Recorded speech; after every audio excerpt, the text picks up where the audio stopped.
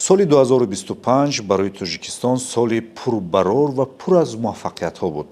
ин сол бо дастовардҳои назаррас дар соҳаҳои гуногуни ҷомеа дар хотироти мардум боқӣ мемонад. пешрафтҳои иқтисодӣ, сиёсӣ, иҷтимоӣ, варзишӣ, фарҳангӣ нишон доданд, ки мардуми тоҷик бо иттиҳод ва ҳамдастӣ ба ояндаи дурахшон қадамҳои мустаҳкам мегузоранд. китоб ҳамчун сарчашмаи илм, маърифат, дониш ва худшиносӣ боз ҳам ҷойгоҳи арзандаи хешро дар ҷомеа пайдо кард. дар ҷомеаи Тоҷикистон озмун ва барномаҳои вижае таҳия шуданд, роҳандозӣ шуданд, ки онҳо маърифати китобхониро, маърифати мутоиларо боло мебаранд.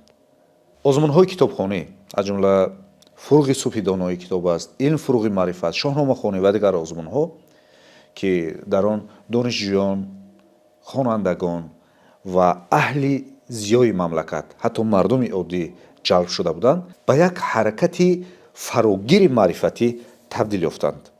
соли 2025 дар Тоҷикистон ва дар ҷаҳон шакл гирифтан ташаккул ва таҳаввули технологияҳои иттилоотӣ маҳсуб меёфт, зеро зеҳни сунъӣ дар тамоми қишри ҷомеа паҳн гардид ва он васеъ ҳоло истифода мешавад.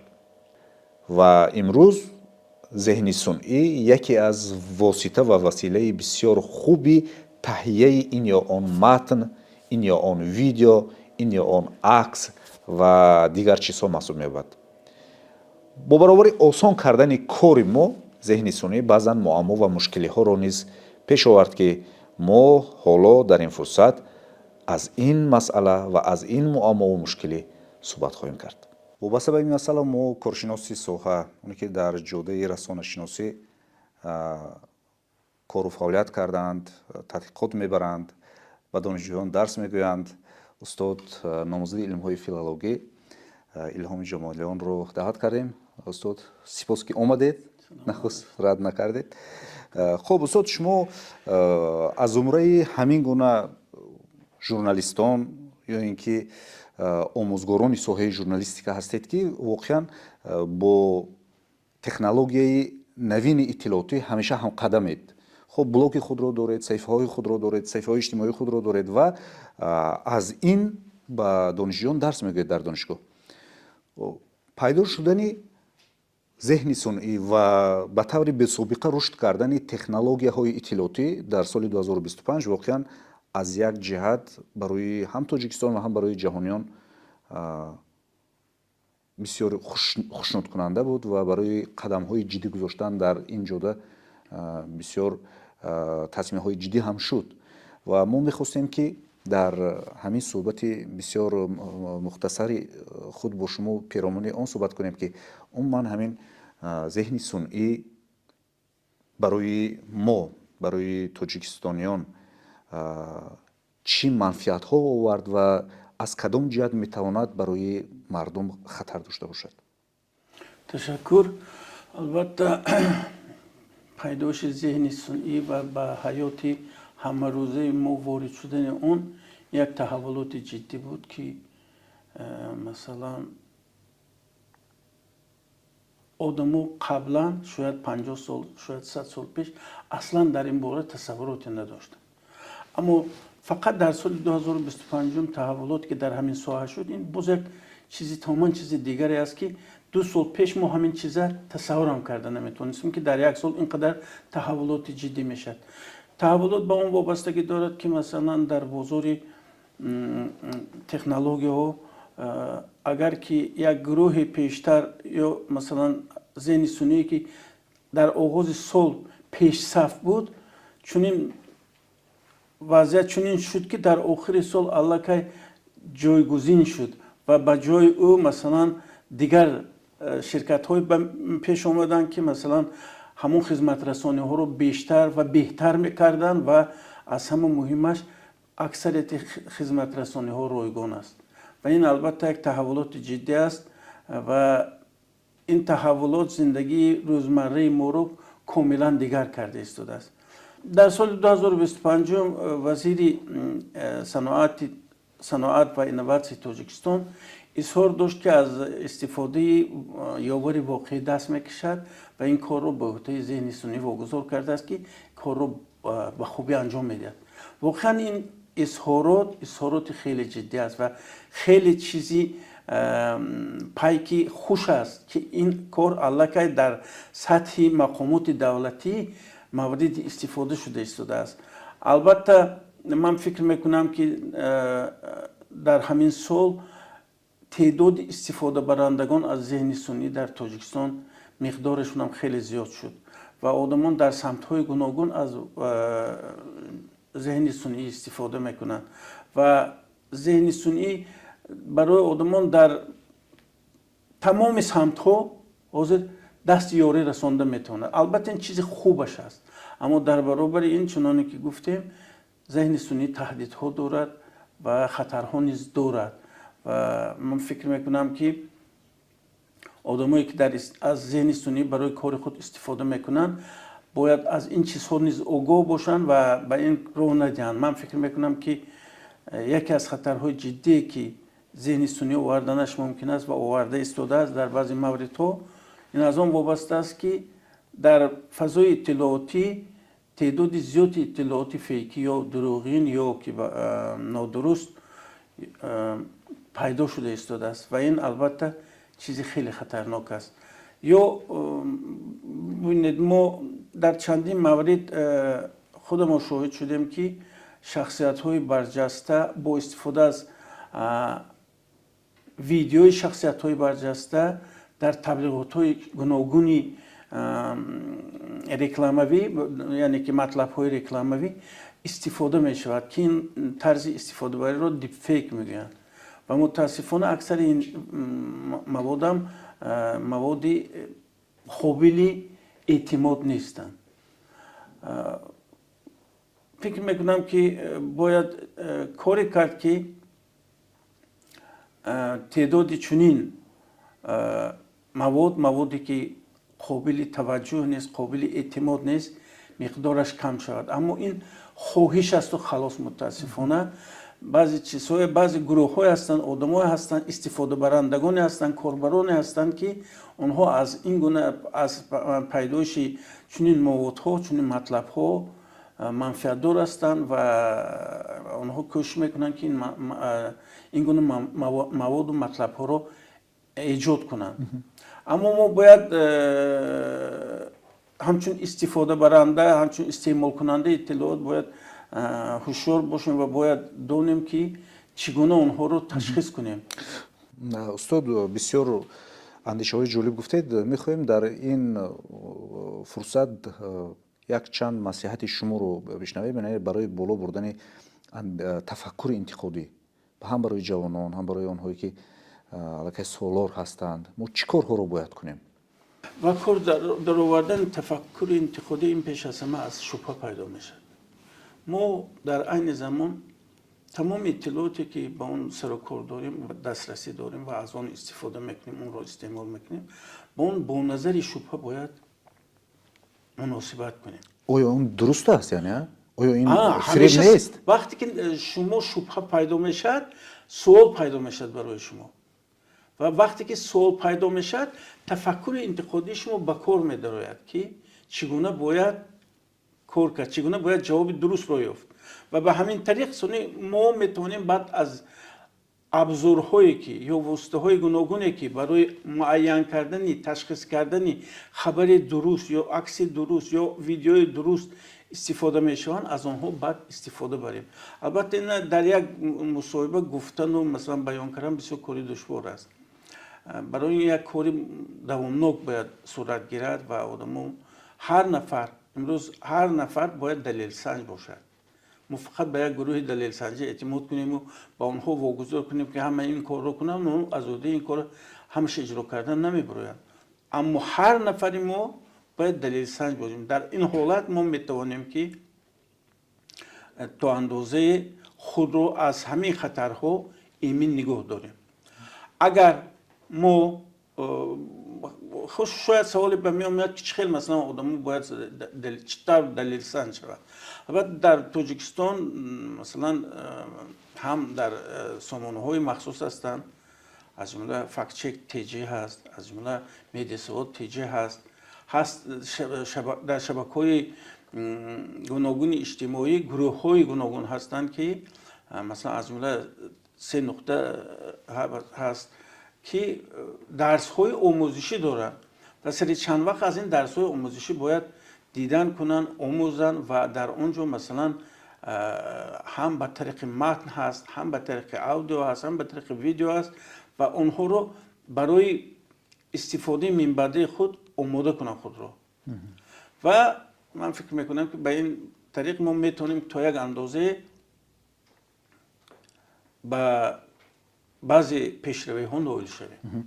تشکر. واقعا سال 2025 سال تحولات تکنولوژی اطلاعاتی بود و در این جاده ما تاجیکستان نیز به موفقیت ها نائل گردید و چنانکه که استاد الهامی جمالیان اساسگذار گروه رسانه‌های ورورود اندیشه های خویش را ابراز داشتند، همیشه باید به این یا آن مطلب، به این یا آن مسئله با اندیشه انتقادی نظر افکنیم و همیشه پرسیم که این آیا درست است، آیا این فریب نیست و به این وسیله ما خودمان را از همان واسطه هایی که با ذهن صنعی، یعنی با واسطه های ذهن صنعی خبر و خوب اعلان ها نشر می شوند و تهیه می گردند ایمن نگاه می داریم و سال 2026 شاید یک سال باز هم پرمحصول باشد از نقطه نظری ذهن صنعی، از نقطه نظری گویم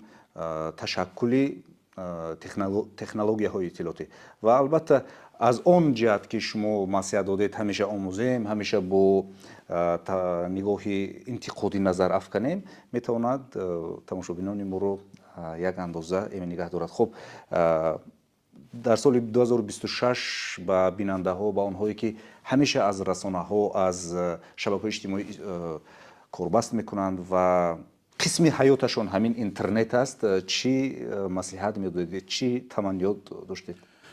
ببینید، من در آغاز صحبت گفتم که امسال بعضی شرکت ها، دستگاه ها، ماشین های زبانی و دیگر ابزارهای ذهن صنعی رو به بازار آوردن، به میدان آوردن که از جهت کار، از لحاظ کار خیلی صفتناک هستند. خیلی مثلا نانا بنانا امروز در ایجاد ما وقتی که به زبان روسی است یک کلمه گنراتسیا میگن. گنراتسیا رو در تاجیکی در بسیار موردها تولید صورت میگن، تولید عکس.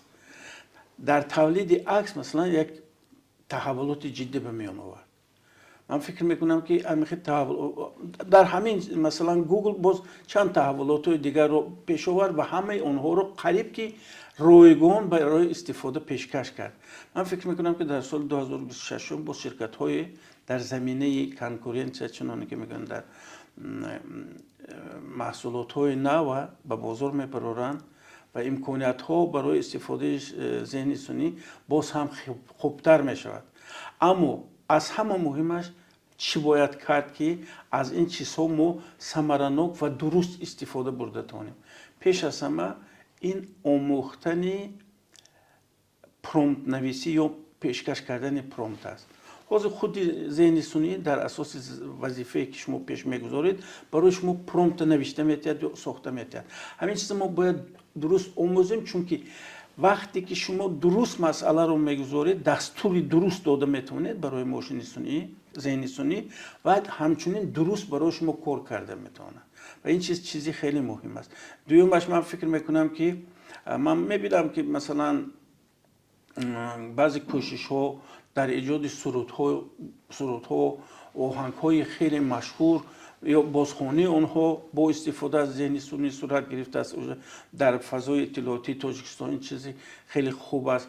پیدایش بعضی فیلم های انیماسیونی، فیلم های کوتاه انیماسیونی، بعضی برنامه های خیلی خوب و حتی فیلم های سندی که با استفاده از در ایجادی مثلا قهرمان‌هایش از ذهن سنی استفاده کرده. این چیز پیدا شده است و این هم چیز خیلی خوب است. من فکر میکنم که سال 2026 سال باز هم تحولات‌های بیشتر میشود و ما باید برای این آماده باشیم، خود را آماده کنیم و باید از خاطر نبراریم که ما پیش راه رشد ذهن سنی هیچ کس گرفته نمیتونه. این یک چیزی معمولی شده موند.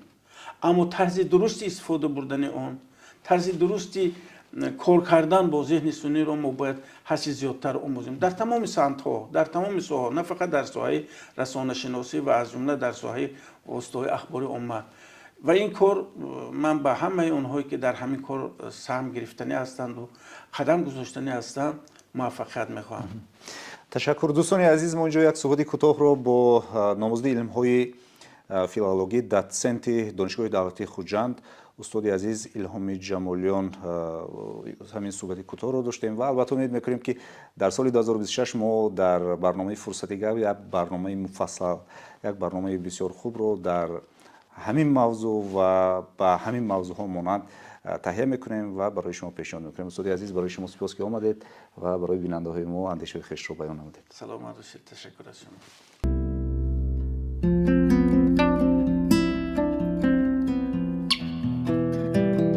سال 2025 واقعا یک سال پر از نوگانی، پر از انرژی و سالی بود که برای صنعتکاران، برای هنرمندان یک سال پرمحصول محسوب می‌افت و حالا ما با استاد صنعت، محبوب دلها، سراینده خوش آواز و خوش سلیقه استاد عزیز و ارجمند حسن کمال رو به استودیو دعوت کردیم. خوش آمدید.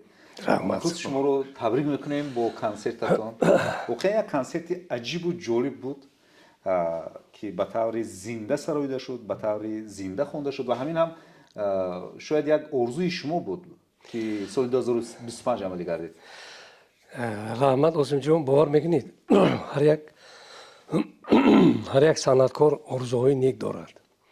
البته ما دیر آرزو کرده بودیم که طول قریب 20 سالها، زیاد از 20 سالها ما کنسرت زنده ماندانده بودیم. برای آنکه این آرزوها البته جامعه عمل پوشید. ما دیر آرزو کرده بودیم که همین یک به طور زنده، نوازش زنده، صدای زنده، اون برنامه هایی که می رود، مثلا گیریم همین پوره برنامه کنسرتی با صدای زنده به استفاده فونوگرام باید برای مردم ما نمایش دهیم. اگر همطور نگاه کنید اکثریت کنسرت هایی که امروز ها هنرمندان میمونند نسبت کنسرتی زنده خواندن، زنده سراییدن، این کنسرت فرقیتی کلان دارد بین همین کنسرت ها. این کنسرت هایی که هست که شو کنسرت میگن، اکثریتشون میگن که ما کنسرتی برپا کرده ایستادیم، شو کنسرت یا دیگر. این کنسرت ها باید امروز ها عاصم جان طول چند سال که هست کنسرت ها از بین رفتگی وقتی که همین افیش میدین، افیش میمونن در کوچه ها، همین در افیش در کوچه ها یعنی رکلامه ها، رولیک ها میسازن، این چیزها از بین رفتن. کنسرت، شو کنسرت با اشتراک فلان میگونن، بعد اونجا به نمیگن که کنسرت بی استفاده فونوگرام یا با استفاده فونوگرام یا زنده نوازش یا زنده سراییدن، همه چیز از بین رفتگی. بعد بعضی اکن من یگان هنرمندان گنده کردنی نیستم، بعضیشون میگن که خیلی 50% زنده، 50% استفاده فونوگرام و شوکو است کو. اکنون این چیز برای مردم عادت شدگی. همین فونوگرام کنسرت میمونید، همه زدنیکو اینجا به اکران ها هست و دیگر. بعد نگاهی مردم همین شو کنسرت میبینن، رقاصه ها و دیگر. بعد میگن اوه کنسرت خیلی ناز گذاشت. لیکن این کنسرت ها همه شو کنسرت طریق فونوگرام بود. اکثریت هنرمندان من طولی چند ساله که باشه 10 سالها 20 سالها من کنسرت دعوت میکنن. من میرم کنسرت میگن 50% زنده 50 حالا 50% هم نه 10-15% اگر همین زنده خونن موندگی 70-80% استفاده فونوگرام. لکن ما آسیم جان من قطعی فرزندم شیروزی کمال خیلی بهترین آوازخوان آرزو کردیم که همین کنسرت 40 سالگی فعالیتی خودم و انسامبلی سازی آوازی شبنم رو طریق پورا زنده و با رولیک های و با افیشه ها کنسرت صدای زنده به استفاده فونوگرام اجرا کرده می شود. گفتم ما 17-18 نمره کنسرتی که بود ما این کنسرت رو نمایش دادیم طریق زنده. البته این کنسرت باور میکنید با دستگیری مقامات اجرای حکومت دولتی ولایت سوخت شخصا محترم رئیس این کس احترامشان نسبت هنرمندا کلان است. افتخار میکنیم که ما وطن و تاجیکستان با زندگی میکنیم همه شرایط ها مهیا هست. انا برای همین ما یک تصمیم گرفتیم که همین کنسرت رو در ماه دکبر لیکن چیسلاش انیق نبود بعد همین تکلیف شد که همین کنسرت عیناً در روز مولودی حسین کمال یعنی 18 دکبر باید برپا گردد.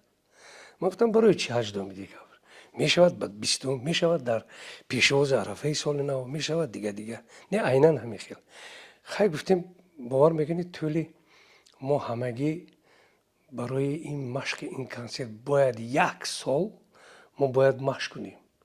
هر یک نوازش، هر یک موسیقی، هر یک چیزی که ارانجировка میشد این چیز به طور زنده هر یک نوازنده ها و باید نوتایی که همون اکوردایی که میگیره این چیز رو باید صدق دلانه باید اجرا کند.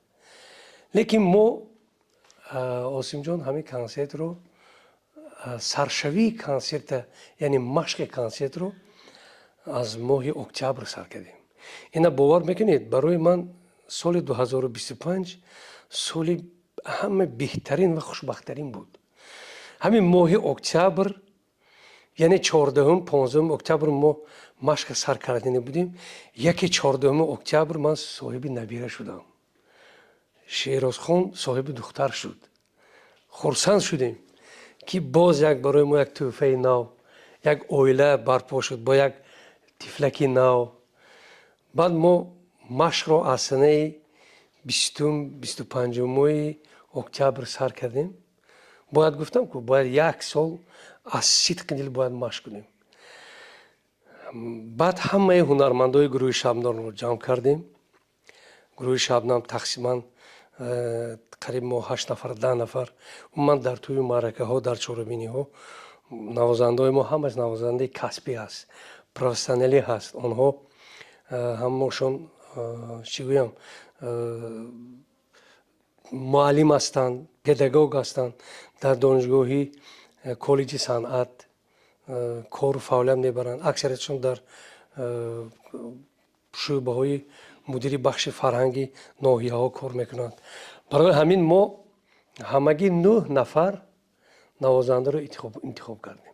حالا که مشتب وی ما کلان بود بعد یک راهبری یک انسامبل یک وی انسامبلی که علاهیده تشکیل میکند این ارکین جان ایوبی.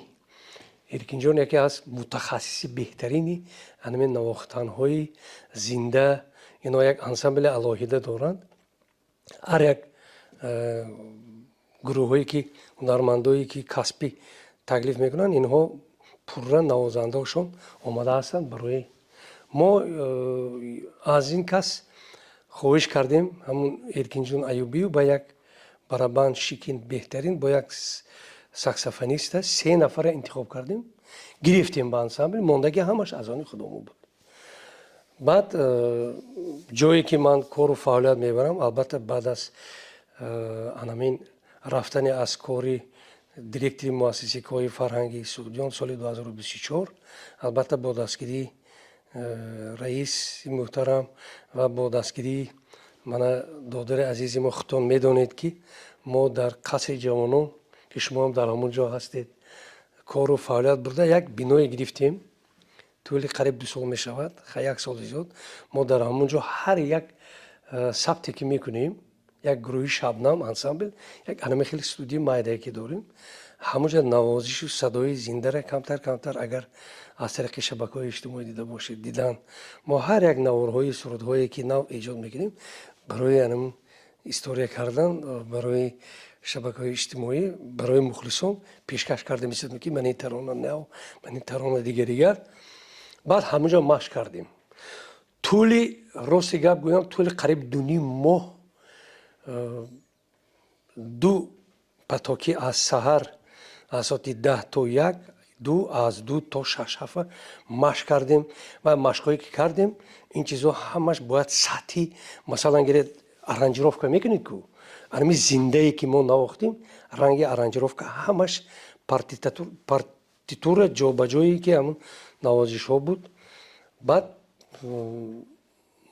طول 10 15 20 روزی که اینو مشق کردم من اومدم در همونجا دیدم هر یک نوازش هر یک صورت ها.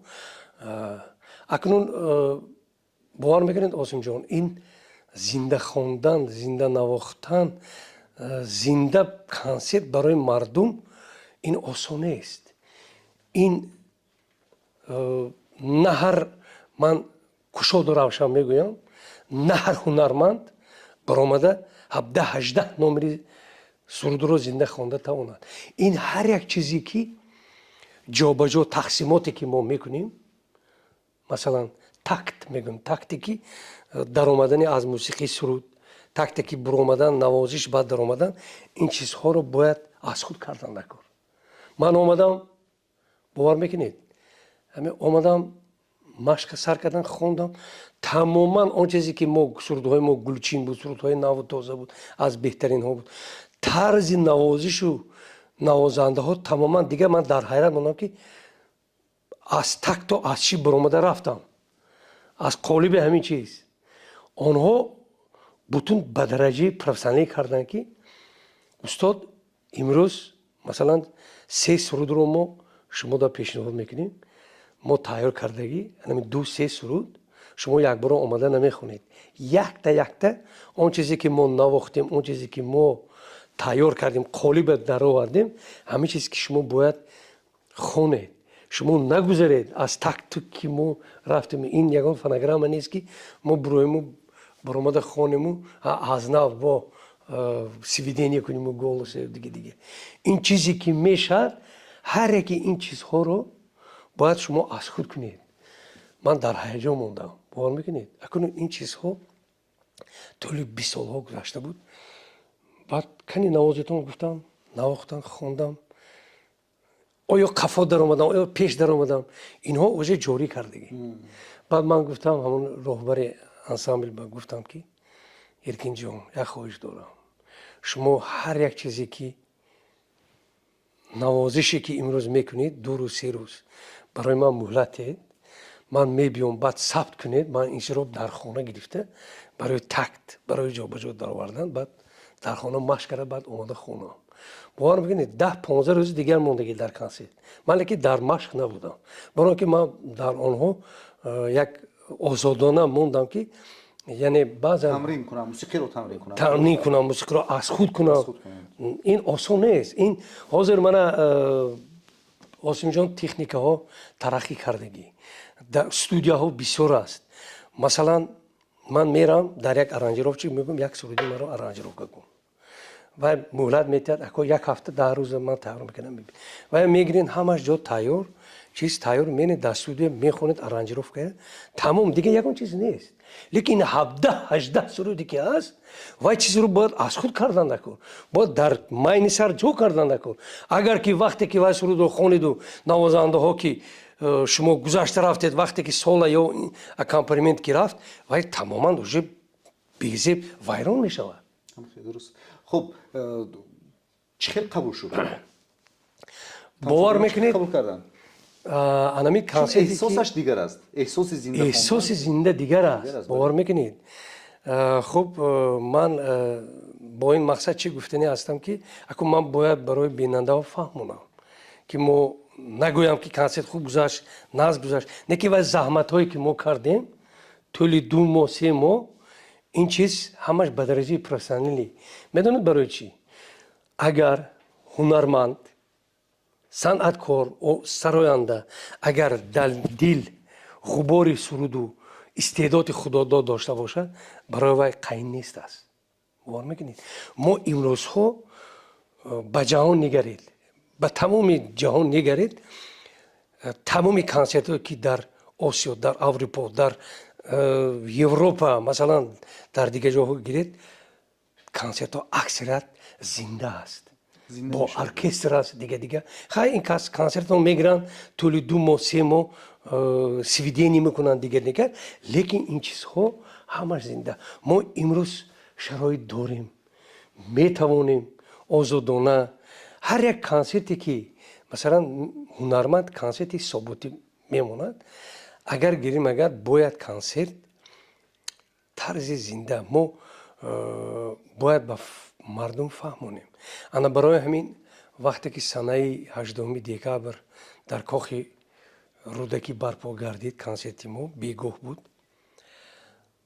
در همونجا کنسرت ما پره با صدای زنده برپا گردید. من طول 10 روز 5 روز دیگه مشق کردیم، 3 روز در همونجا مشق کردم، از خود کردم کنسرت. باور میکنید مردم 3 ساعتی که زیاد کنسرتی گذشت، خیلی اونجا هنرمندان، من در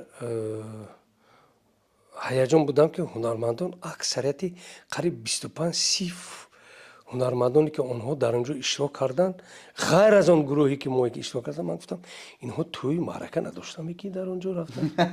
باور میکنید همه اون دستان همه چهره های شناخته، از استادای از هنرمندا، از شاعرها، از بهترین هنرمندان بودن برای دستگیری و از تمامی تا حتی از امریکا یک جوان اومد است که شنیده و از لاس ویگاس از کدام مای بود است، بعد اومدن شما گفتید از سمرقند، گفتید از دیگه جو، از امریکا نگفتید. من گفتم شما رو ندیدم، ما شما رو شنیدید. ما از دوشنبه اومدم که فلانی اومدن سرود میخوند، از یک دوست ما از دوشنبه اومده همین کنسرت به اشتراک کرد، بعد اومد.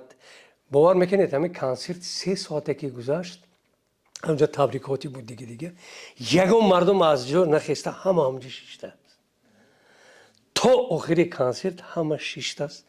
بهترین تمنیات ها، بهترین آرزوها، بهترین گفته ها، بهترین سرودها یک با هنرمندان کم شوخی سرودخوانی کردیم و اونجا درخواست ها شد. همه آن درخواست ها، آن چیزهایی که شد، به فکر من این کنسرت البته جامعه عمل پوشید. خب استاد، من پیش از آنی که از شما خواهش کنم یک پارچه یا یک سرود برای ما خوانید، نخصوص به شما تبریک. شیروز کمال در آزمون تاجیکستان وطن عزیز من جای گرفت، مقام گرفت و بله. این دستاورد شماست، این دستاورد شیراز است، دستاورد گویم صنعت استرادی ولایت است. بله. تبریک میکنم. باور میکنید این یک سرودی که درس مادر در این اول پیش از این ما در دور ولایتی آزمون تاجیکستان وطن عزیزم بود، در دور ولایتی ما از وطن، از تاجیکستان، از پیشوای معظم ملت یک ترانه کرده بودیم. در اینجا در دور ولایتی غالبی این آزمون تاجیکستان وطن عزیزم شد و در دوشنبه هم این آزمون رو، این شیراز رو دعوت کردن، در دوشنبه تکلیف کردن. ما در آنجا یک طریق زنده، یک درس مادر از آهنگ خودم بود. ای اولین پیغام دل بر روزگار از نام دل، ای در سراغ روشنی آهنگی سپوش آمدل. بختاورم ای مادرم، مهرافرم ای مادرم، غمخوار جان بال و پرم، تاج سرم ای مادرم، که من برای شادروان مادر خودم تقدیم کرده بودم. انمی سرود رو در آزمون خواند، طریق زنده مقبول انمون بیننده ها شد و غالب همین آزمون شد. بعد من توفه 50,000 گرفت آمد اینجا من با نیت کرد که پدر بزرگوار من البته آرزو میکنم که همین 40 سالگی شما رو قید کنیم دیگه همین سرود رو بهترین سرود ما در کنسرت هم خوندیم.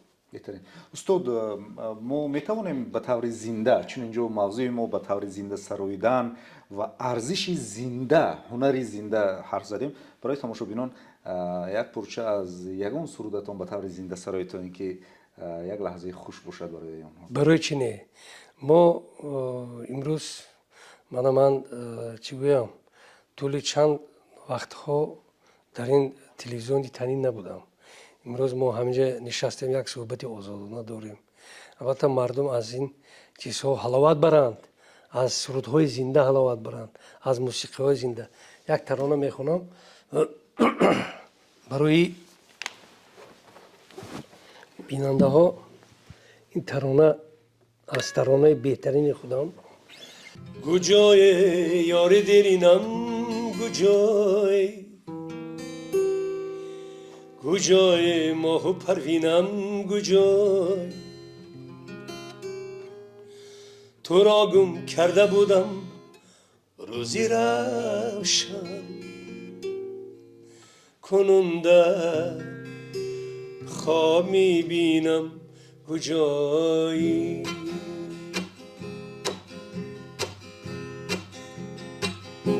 گوجای یار درینم گوجای گوجای ماه و پروینم گوجای تو را گم کرده بودم روزی روشن کنون در خواب میبینم گوجایی دم با خود قرینم کردی گل ولی آخی غمینم کردی گل تو را تاس مان افراشتم من تو یک ثانی زمینم کردی گل دم با خود قرینم کردی گل ولی آخی غمینم کردی گل تو را تاز مان افراشتم من تو یک ثانی زمینم کردی گل گوجای یار درینم گوجای گوجای ماه و پروینم گوجای تو را گم کرده بودم روزی روشن کنون در خواب میبینم گوجایی زیش قدگر صفایت چی خوبه مرادی جا نماید چی خوبه زیگی سویت بجوزد ری فرنگی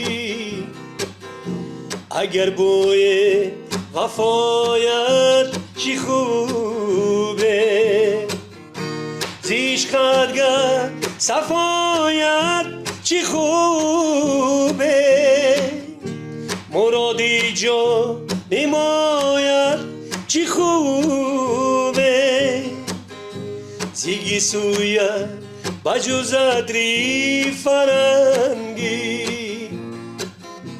اگر با یه وفایت چی خوبه گوجای یار درینم گوجای گوجای ماه و پروینم گوجای تو را گم کرده بودم روزی روشن کنون در خواب میبینم کجایی.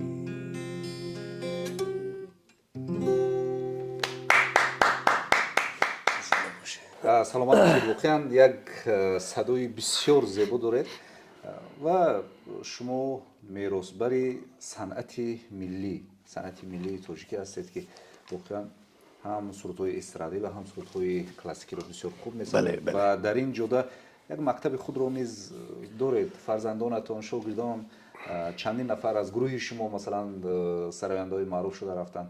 шумо сипос мегӯем устоди азиз. ва дар интиҳои ҳамин суҳбатамон ман мехостам аз шумо пурсам ки барои тамошобинон соли 2026 ҳамин гуна ягон консерти зинда боз дар назар ҳаст? илҳом гирифтед ё боз тайёриҳои ҷиддӣ лозим аст? бале, осимҷон дуруст қайд кардед. албатта мо он консерте ки имрӯз мондем, ин консерт ҷанбастӣ нест. албатта ин нақшаи мо ҳаст. мо орзу дорем ки ҳамин консерте ки тариқи зинда рафт, албатта нияти нек дорем дар соли 2026 ман дар вилоят ҳам мондем. метавонем акнун мо нақша гирем аввал дар пойтахти азизамон шаҳри Душанбе ва берун аз пойтахти азизамон, берун аз шаҳри Душанбе, берун аз Тоҷикистон, берун аз орзуҳое ки деринӣ ки мо доштем, имрӯз мо дар дигар давлатҳо дӯстӣ дорем, робитаи дӯстии фарҳангӣ дорем. мана дар давлатҳои ҳамсоя, Узбекистон, мана дар вилоятҳои Самарқанд, дар худи шаҳри Тошканд, дар дигар минтақаҳое ки дар Узбекистону, дар Қазоқистон, дар ҷумҳурии Қирғизистон ва дигар давлатҳо мо як сафари ҳунарӣ кунем. имрӯзҳо озодона, имрӯз ҷаҳон, имрӯз тараққӣ ҳаст, пешравӣ ҳаст, санъат ҳаст, тинҷу субот ҳаст. мо метавонем дар ҷаҳон, дар тамоми гӯшӯ канор рафта як барномаи консерти худро дар аврупои ҳам метавонем консерт монем. нақша дорем, насиб бошад дар соли 2026 консертҳои худро бо тақдим кунем. ташаккур дӯстони азиз. мо суҳбати кӯтоҳ бо ҳунарманди маҳбуб ва шинохта устоди азиз ҳасани камол доштем ва шумо сипос мегӯем. албатта дар соли 2026 умед мекунем ки барои тамошобинони мо як суҳбати вижа дар барномаи фурсати гап хоҳем дошт ба таври алоҳидагӣ ва албатта дар ҷодаи эҷод ба шумо комёбӣ ва муваффақият мекунем. ташаккур осимҷон. ман як чизро қайд кардани ҳастам. ман барои ҳамчун як устод, ман худамам ҳунарманд ҳастам. ман тавсия додане хостам ки дар соли 2026 ба ҳар як ҳунармандоне ки имрӯзҳо мо ҳунармандони зиёд дорем, ҳунармандони касбӣ дорем, метавонам оянда гӯям бо забони кушод ҳар яке онҳое ки имрӯзҳо оянда консертҳое ки соботӣ мемонанд, ин барои беҳудӣ худашон як консерти тариқи зинда, майлаш бигзор бисёр набошад, ҳамин 4-5 нафар навозандаҳоеро гирифта машқ карда бояд кушода мешаванд. ин хеле хуб. орзу дорам ки ҳар як ҳунарманд консерти соботиашро тариқи зинда, бо овози зинда ва мехоҳам ки мардум аз ҳамин чиз баҳра баранд ва ба ҳар яки мардум орзуи нияти нек дорам ки хонаводаашон бигзор хурсандӣ бошад, дастархонашон пурнозу неъмат бошад. дар хонаводаи ҳар яки мардуми тоҷик садои мусиқӣ танинандоз бошад. мо ҳунармандон ҳамеша барои ватану миллати азизамон, барои Тоҷикистони азизамон хизмат кунем. ҳамеша осуда, зиндагии озодона, ҳама вақт садои мусиқӣ барои Тоҷикистон, барои халқи азизамон танинандоз бошад. ташаккур дӯстони азиз. мо барномаро идома медиҳем. аз мавҷи мо дур наравед.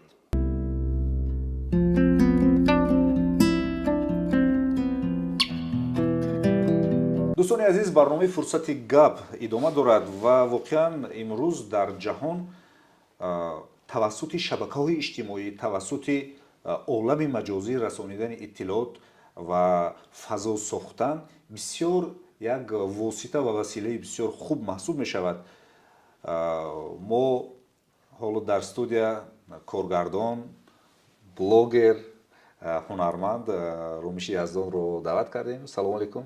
ва алайкум ассалом. Шумо Ташаккури зиёд.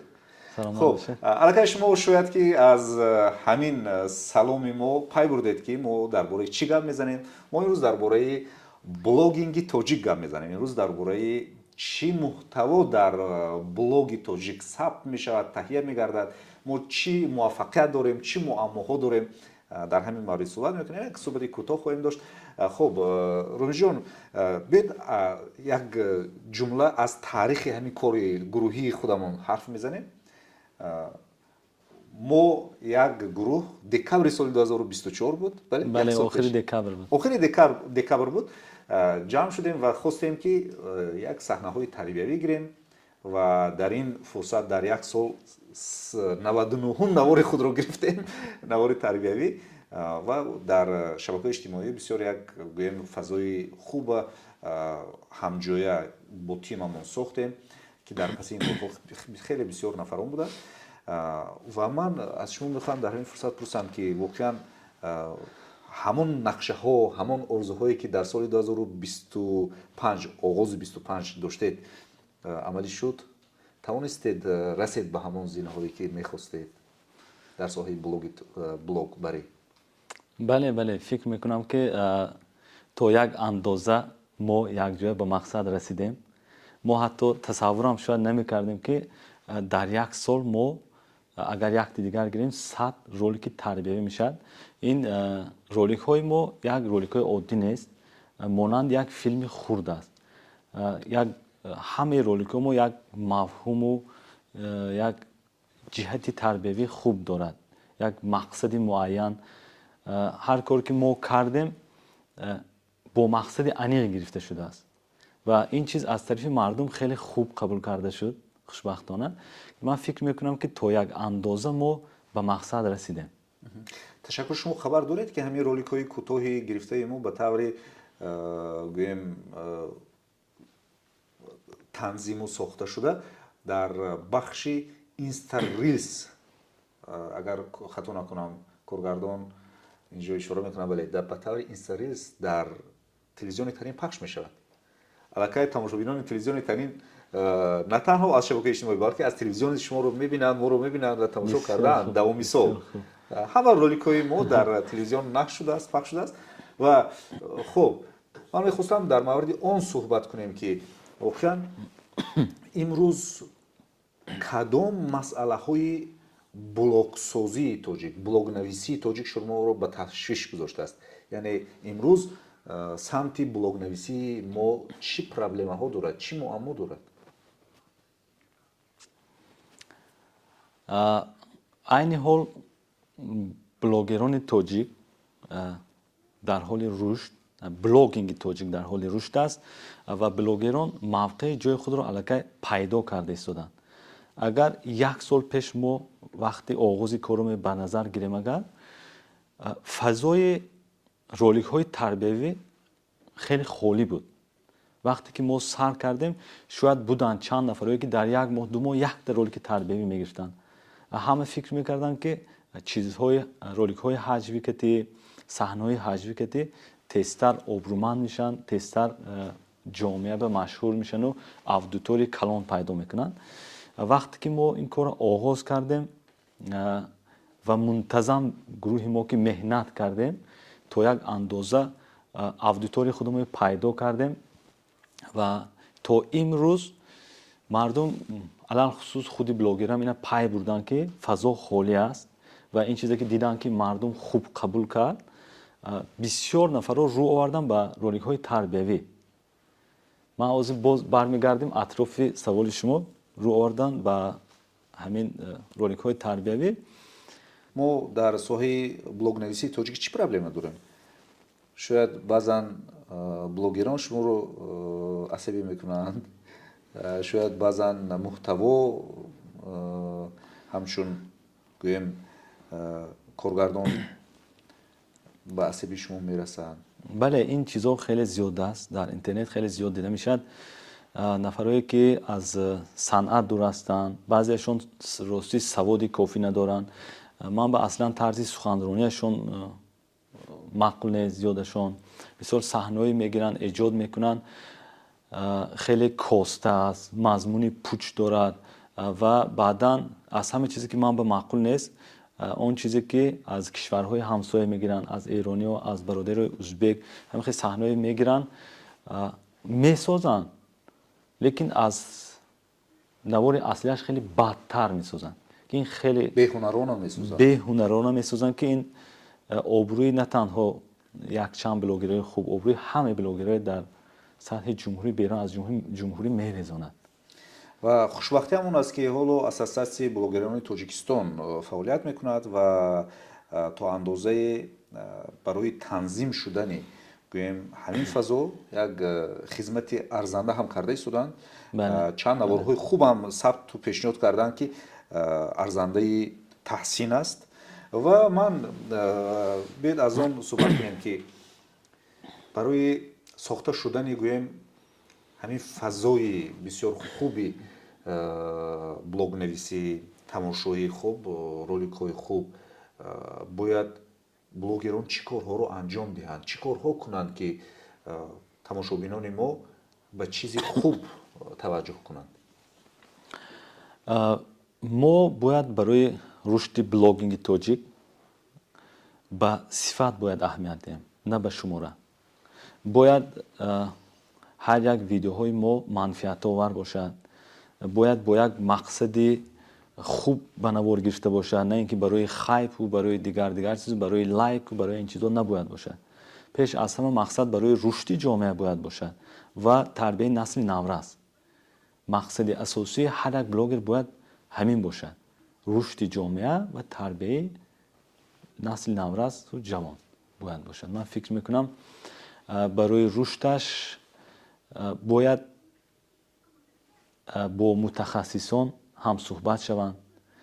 حداقل اگر همین چیزا خود شما اجازه ندهند، مثلا من 1 میلیون اهالی دارم و کی من از باید نصیحت پرسم، گفته خود شما همین اجازه ندهند، حداقل در اینترنت درسش هست، یک بار بینن از کوچه همین ویدیو سازی گذاشتنشون در کار. واقعا من میبینم که امروز در بلاگینگ تاجیک بعضا چیزای خوب هست، نیست نه هست، لیکن همون چیزا برده رسانده نمیتونن، یک چیزا نمیرسد. اگر بچه کمک کوشش کنن، کمک خودآموزی میکنن یا که از یگان کسی دیگر میپرسن، به هر حال باور کنید خیلی رشد میکنن. من از جواب شما من یک چیز رو پی بردم که بعضا بلاگران ما کمی مغرور هم هستند. شما احساس کردید این رو؟ بله، احساس کرده میشود، لیکن فکر میکنم این مغروری یا که چیزهای فحش و پوچ یک مهلت معین دارد، چون که الکی امروز در جامعه جهانی بلاگینگ جهانی الکی خیلی در سطح رشد قرار دارد، خیلی رشد کردگی است و تاجیکستان هم حاضر در سطح خیلی خوب است. به هر حال وقتی که چیزهای خوب آمدن گیرد، چیزهای بعد خود به خود از بین میرد و وقتی اودیتوری شما 1 میلیون 2 میلیون، این هیچ دیگر اهمیتش هم نمیماند. وقتی که شما 100,000 شدید، از 100,000 گذشته دیدن، این چی معنی دارد؟ وقتی شماره ابونچی شما در اینستاگرام از 100,000 گذشت، چی احساس کردید؟ خود رو خوشبخت احساس کردید یا نه؟ من راستی خیلی شما هم خبر دارید که 12 سال یا 13 سال شد در ساحه سینما فعالیت دارم. همراه شما 4-5 سال شد، به فکر من 4-5 سال شد یک جای کار میکنیم. از پیش با دیگر گروه ما فیلم برداشتیم. متاسفانه برای فیلم 1 سال 2 سال وقت ما صرف میکنیم. وقتی پریمیر میکنه تماشاگر میبیاد 7 نفر 8 نفر 13 نفر. این خیلی برای من تشویش آور بود. من راستی سخت زیق میشدم که چه خیلی من 1 سال عمرم برای همین برافت، برای چی فیلم تماشا نمیکنن یا میپرتوی در یوتیوب خیلی دیده از 600,000 500,000 مبین 3 سال 4 سال بعد.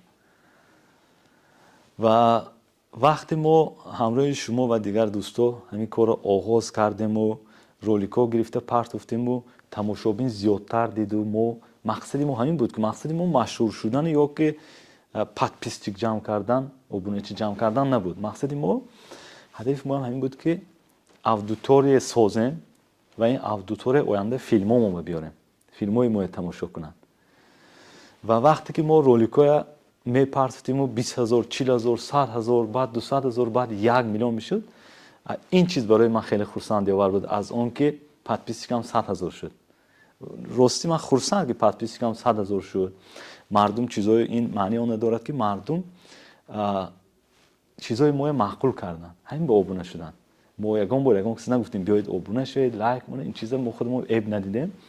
لیکن از اون که مردم رولیکای ما دیدن و قبول کردن، من این خرسند.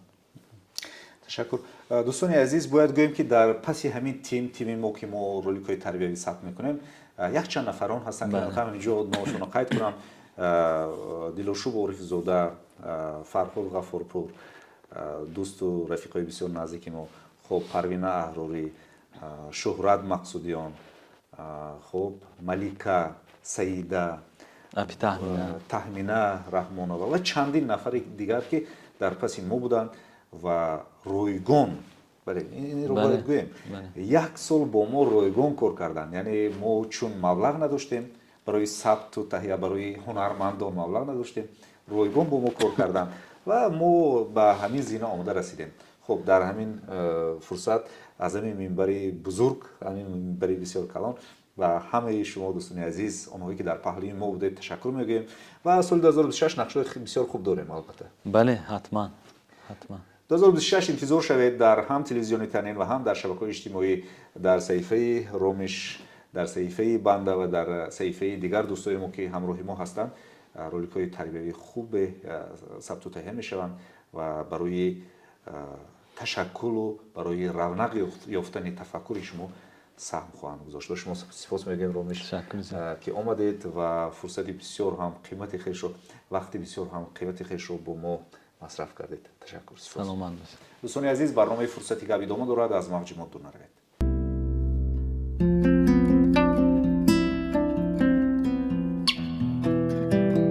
دوستان عزیز، تماشابینان ارجمند، سینمای تاجیک در حال رشد قرار دارد. روز از روز، سنه به سنه، زینه به زینه این ساحه رشد میکند. گرچند با نبودن شبکه یگانه تماشای فیلم یعنی کینوتئاترها، این ساحه با مشکل‌های خیلی زیاد مواجه هست، لیکن ایجادکاران کار میکنند، فیلم میگیرند و برای مخلصان، برای هواداران فیلم‌هایشان رو پیشنهاد میکنند. امسال یک فیلم بسیار خوب برای هم کودکان، نورسان و سالاران ثبت و تهیه شد که نامش پکنه عینکدار است و حالا در استودیو کارگردان همین فیلم فرهاد غفورپور قرار دارند. سلام علیکم دوستی عزیزم. سلام، درود به شما، درود به اهل تماشابینان. تشکر. دوستان عزیز، چرا من گفتم یک واقعه نادر برای ما در سال 2025 بود، برای اون که فیلم پکنه عینکدار اولین فیلم هنری در تاریخ سینمای تاجیک در ژانر فانتزی کودکانه است. تبریک میکنم. به شما هم مبارک شد. اون به اهل تاجیکستانی ها، به اهل ملت تاجیک مبارک شد. برای همه ما مبارک باشد. خب فراد جان، بیاید در مورد اون صحبت میکنیم که پیام همین فیلم پکنه عینکدار چی بود؟ یعنی ما تیم، گروه و شخصا شما همچو کارگردان چی میخواستید گویید برای تماشابین؟ سبب اول فیلم برای کودکا گرفتن ما و اهل تیممون این بود که میخواستیم برای فرزندای ما یک کانتنت تاجیکی سازیم. مثلا در دنیا هست، مثلا فرض کنیم قهرمانای زیاد هست، فرض کردیم چلوک پاوک هست، اما چلوک پاوک تماشابینی مثلا ما میبیند و با الهام میبرنگیزد، اما وای خودش با همون چلوک پاوک نمیتوند وای کند، قیاس کند. میگوید که خوب وای در امریکا هست، وای میتوند در امریکا این خیلی امکان پذیره، اما در ما نمیشد و من نمیتونم این خیلی قهرمان باشم. و از آن که برای فرزندای ما هم همین خیلی قهرمانایی باشد که ویها ببینن و مثل همون شدن خواهند، ما با اهل تیم قرار کردیم که برای کودکا فیلم میسازیم و پیام خود فیلم این است که ما خواستیم یکی از موضوعهایی که همه ما و شما را امروز به تشویش آورده است مسئله بولینگ بررسی کنیم و پیام فیلم در یک جمله این است که هر عمل پاداش دارد و تو برای هر عملی کرده جواب میگیری و به این واسطه ما خواستیم با کودکان مسئله بولینگ، تحقیر کردن یکدیگر، تنقید کردن یکدیگر در مکتب ها، در کوچه ها بررسی کنیم و همچنین این فیلم برای تماشای عائلوی پیشنهاد کردیم که تا توانیم پدر و مادرها همراه فرزنداشان فیلم تماشا کنند و در همین موضوع صحبت پیدا شود میان آنها و آنها به همین بهانه از مشکلات فرزندشان باخبر شوند. واقعا پس از نخست نمایش بعد از اونی که مردم تماشا کردند در شبکه‌های اجتماعی گفتند و نوشتند، بعد از اونی که در صحبت علایده خب کارشناسان و شخصای علایده اومده به شما از فیلم قصه کردند، از موفقیت آن گفتند، شما با دو جمله چی گفته میتوانید به همان هدف خود رسیده؟ من فکر میکنم که نه فقط ما اهل تیم به هدف رسیدیم و زیادتر به چیز زیادتر از هدفهامان رسیدیم. وقتی که ما میخواستیم فیلم سازیم، خب ما میخواستیم یک فیلم سازیم که بسیار خوب باشد، برای کودکا باشد، مردم بیان تماشا کنن، لذت برند، فراغت کنند و موضوعی مهمه با هم بررسی کنند. اما وقتی که فیلم پیشنهاد کردیم و چند متخصصان فکراشون گفتن، من راستش گویم خودم هم یکم وای شدم که یعنی ما به چیزی کلانتر از انتظاری ها ما نائل شدیم. ما خوشبختانه من اهل تیم تبریک میگویم که ما توانستیم که یک کاری واقعا تاریخی کنیم و چیزی که واقعا ملت ما نیاز داشت، کودکای ما نیاز داشتن، ما همون چیز به اونها پیشنهاد کردیم و این چیز من فکر میکنم که یکی از همون فیلم های میشد که ما چندین ساله ها دوست خواهیم داشت، تکرار به تکرار تماشا خواهیم کرد و اطرافش در همه جا میم ها پیدا خواهد شد. من خیلی به این امیدوارم. واقعا فیلم پکنه عینکدار با دل و دیده آنهایی که تماشا کردن جای گرفت و حتی بودن نفرانی که گفتن چندین مراتب دیدیم. فیلم پکنه عینکدار استحصال کینوستودیوی سوخت سینما در همکاری با گروه اجاری کینوخانه و خطلان سینما ثبت و تهیه گردید که واقعا در صحیفه سینمای توجیک یک صحیفه درخشان و روشن خواهد بود.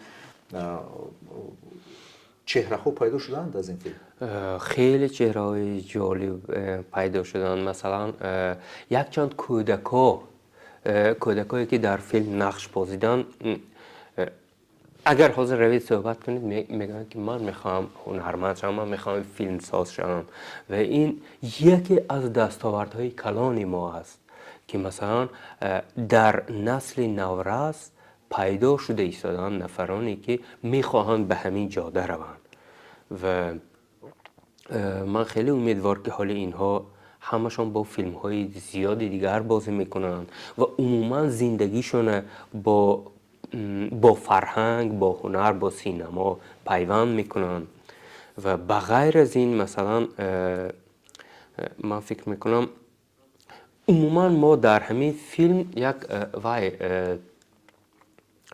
همین تمام هنرمند یک جمع هنرمندای خیلی عجایب داشتیم و همه هنرمندا در جای خودشون بودند و نقشای خودشون خیلی خوب اجرا کردند و همه اونها با بودنشون فیلم آرا دادن و در این میان مثلا یک چند نفرهایی که به قول مردم بلاگبرها بودن، قبلا بلاگ می بردن و ما با هم همکاری کردیم و فکر میکنم این یک دستاورد برای ما، برای سینما هم بود و هم برای شخصا خودشون هم بود که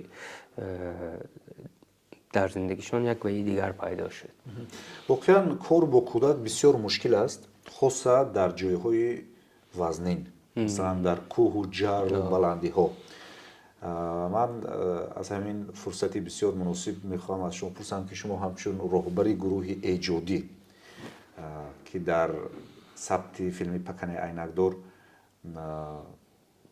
با کودکان بیشتر کار میکردید، همین ترسی سوق و سلامت به خانه برگشتن همین کودکان رو داشتید؟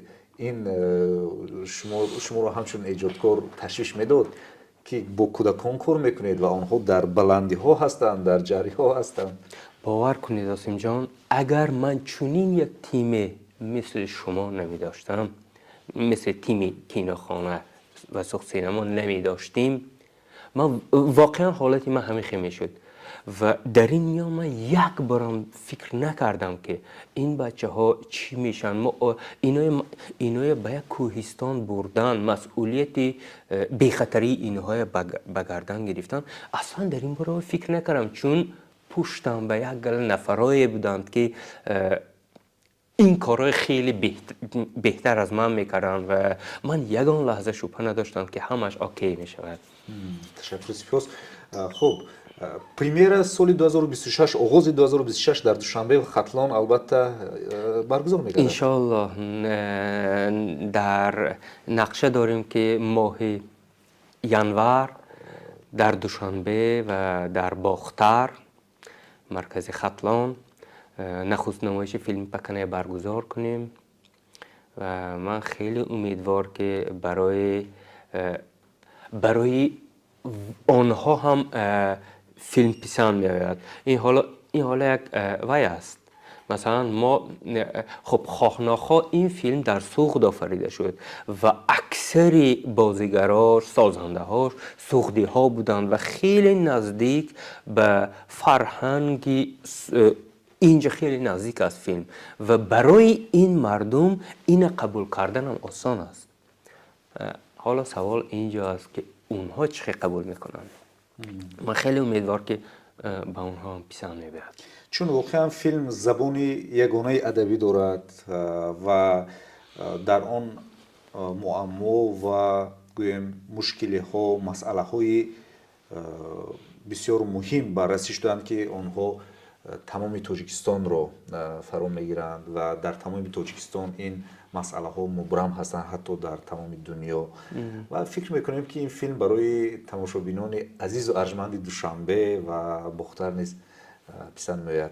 خب فرا جان، از صحبت گرم و صمیمی با شما سپاس میگوییم. البته امید میکنیم که سال 2026 منتظم در مورد سینما، منتظم در مورد هنر در تلویزیونی ترین صحبت‌های پیوسته خواهیم داشت. تشکر به شما و اهل تیم تلویزیونی تنین که همیشه در تبلیغ فرهنگ و هنر و سینما تلاش میکنید. تشکر. سپاس می‌کنم. دوستان عزیز، برنامه ما رو پیگیری کنید. برنامه ادامه دارد، از موج ما دور نروید.